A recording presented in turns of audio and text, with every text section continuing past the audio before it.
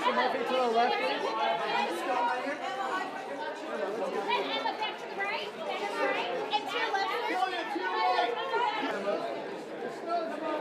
Emma, speed. I always know you. Emma, right here for me. Right here, look at this way. Emma. How are you guys? Silly for the whole audience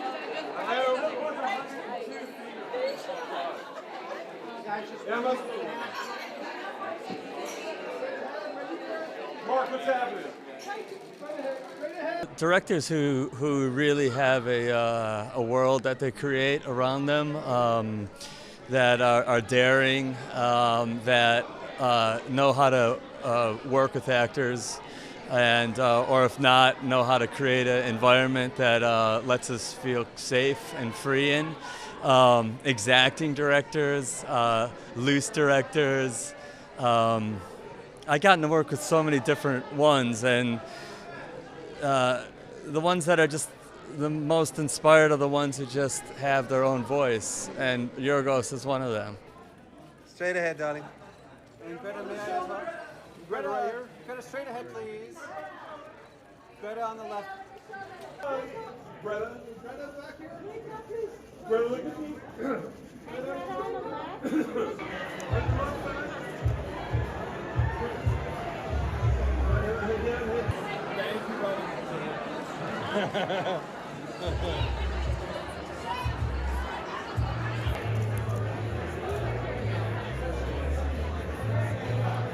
I bet like Pulp Fiction, you know? There's something, I think that's the really honest answer for it, because I feel like, I don't even remember really, but I think that I remember watching it and being like, my God, it's amazing because you can do anything, it's a movie, you know? Like there's the sky's the limit because it's a movie, you know? I think that's really, really powerful. Get right there on that table.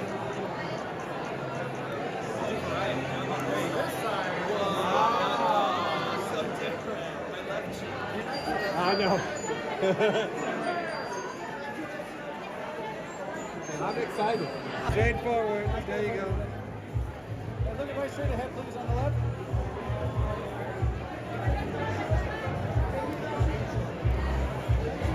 All the way back. Ooh, I feel really lucky. I've worked with so many amazing directors, and I feel like what I love is a director who makes you feel free and like creates a space where you can try things and like, you know, you feel like free to explore different things, and I feel like I've had that with so many of the directors I've worked with, and I really love it.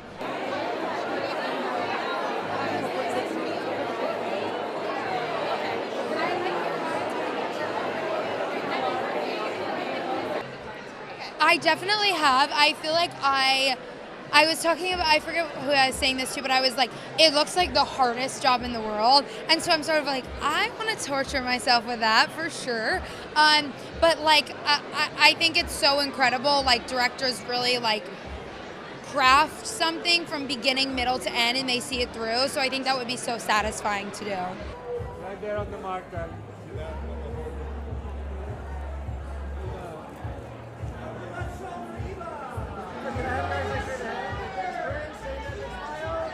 Oh yeah.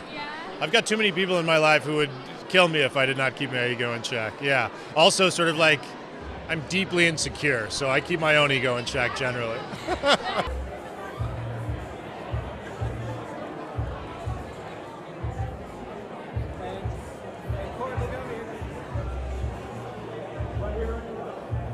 Yeah, it was a movie called Hollywood Shuffle by a man named Robert Townsend. And it was probably the first time, I don't know if it's the first time that I saw satire, but it's the first time that satire worked on me. It was sort of like the first time that I understood that you could talk about these serious things like racism, like identity, and talk about them in a way that makes people laugh. It sort of like offers comedy and comfort to people and not just sort of self-serious misery. Why is it hard to get that right? I feel like it's such a fine line to walk, satire. Yeah. Why do you think that is?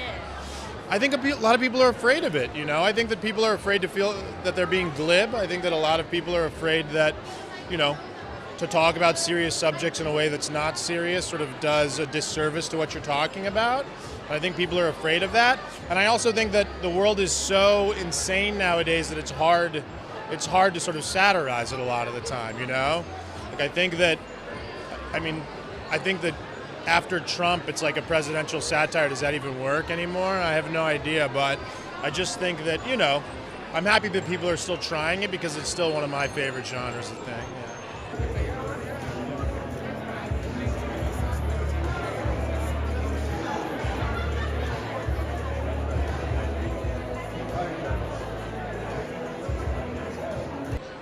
Well, I always loved the movie Diner by Barry Levinson because it was about a group of friends and it was very, very personal, and I had heard that they did a lot of improvisation and everything about it really connected for me, how funny it was, and so that was one of the first very inspiring movies for me.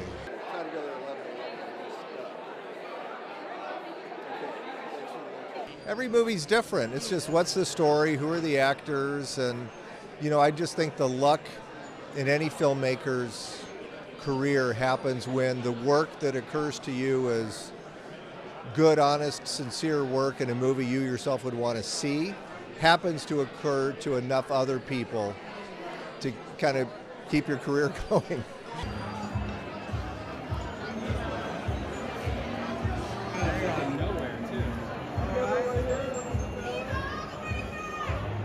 I mean, there are many, but the one that jumps to mind is one I first saw when I was maybe 5 and still return to, which is Chaplin's Modern Times. What stuck with you about it? Have you seen it? No. See it. Okay. Treat yourself. Okay, I will.